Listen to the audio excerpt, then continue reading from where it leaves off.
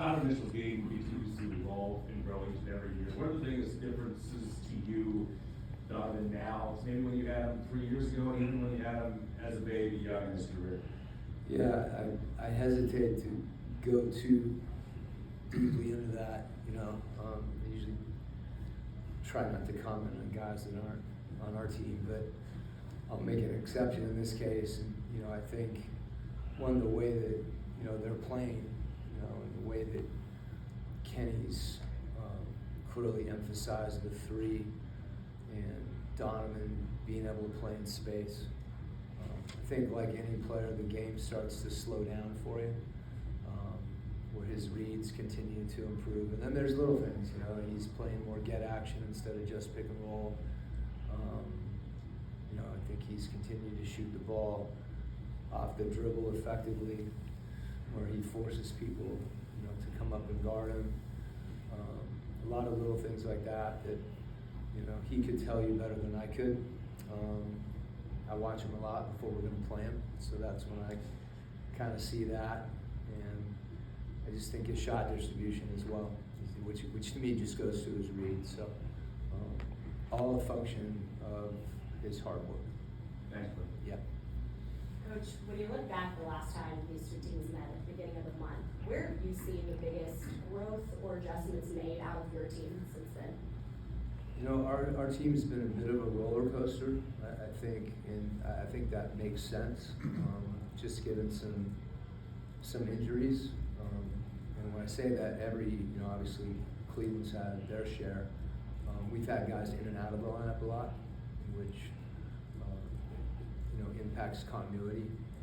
I think, but I do feel like it reminds me of the D League a little bit, in that guys are able to continue to evolve in different situations. Some of the guys that weren't playing then are playing more now, and hopefully we've seen more actions defensively. And when I say that, talking about what the offense is doing, whether it's getting granular, if they're running screening action through their big in the middle of the floor, like a high splits or a corner splits. Those two things are different. And with a young team, so different actions, I think guys have to see them and really feel them, and that helps you improve. So my hope is we're better. Hopefully we're taking care of the ball better. That's been one of the things that I think has been up and down.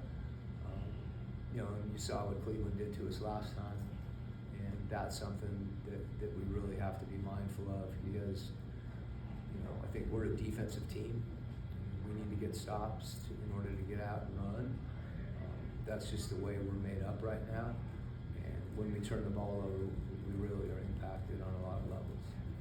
So to that point of the actions that you're going to see tonight, Cleveland runs a lot of cutters, and their cutters are taking almost the most field goals in the NBA, second most. Obviously, you mentioned the three ball too, and that being a big part of their game. So defensively, without giving us too much, what is they're a pick and roll team, and a lot of that's fueled with there's two guards that are really good at pick and roll, and they're good shooting the ball, can't go under.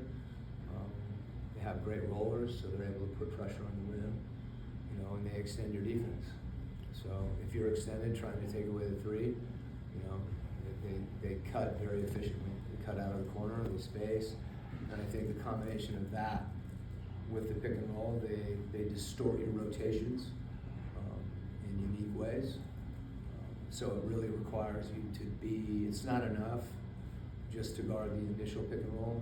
Everybody has to be locked in. And if you are in rotations, that's probably a good thing. You just have to be good at it, because that means you've at least guarded the first couple actions, and you're forcing them to do more to generate those shots. So the way they play really fits their personnel. And again, that's a challenge, but it's good to be aware of those, because you get a good barometer of where you are, and that's kind of the answer to your first question as well. When you spend 12 of your first 19 games on the road, how important is it for you to at least have one game home. Yeah. What does that really mean for the city? Well, to be honest with you, Brian, I'm shocked at our schedule. And it's not just the road games, it's the singular games. So, you know, Thanksgiving at home gave us an extra day, but what's happened to us, and I'm not, you know, you have to be hesitant to draw too much attention to this with your team. But we play and fly and fly and play and fly and play and play and fly a lot. You know, I think we do that 13 straight times. So, you know, how we manage that, whether it, you know, the challenge for us is we need work. We need practice. And a lot of that goes on at shoot around. And when you're traveling, it becomes harder and harder to do that because you're conscious of physical rest. I think that what you're describing takes more of an emotional toll. And really my hope is that some of this, you know, adversity with respect to travel can help us get better. And frankly, I think that's what's happened, you know. As much as you don't want to be in the road, I think the road for us, the way our guys have handled it, they deserve a lot of credit for keeping their focus, you know. And we've run into the wall a couple times, but we've been pretty good on the road, you know. And I think for our group that, you know, I wouldn't even call it a silver lining. It's something that we've been able to embrace, and particularly with Trey being out and some of those newer lineups, we've needed that because we've had to adjust on a lot of levels how we're playing. So the practice time, you know, helps you do that, and generally on the road you're focused because there's not a lot of other stuff going on. Well, I know that first cup game, you were almost apologetic and keeping your starters in when it came to Carlisle. How different are these cup games for you, coaching them and for the team playing them? Is there a difference between these cup games and the regular? Yeah, I think what I objected to, in fact, I think you may have concurred, was I think the coaches have gotten more comfortable in understanding that that's just a part of it. So there's an etiquette, there's a kind of a norm that, you know, you don't run up the score on a team. But in this case, it makes sense. You know, we took our guys out against Washington. That was a cup game, but we were knocked out of the cup. So I felt that made sense to give our younger guys more time to play. And, you know, moving the needle on the score didn't impact us with respect to the in-season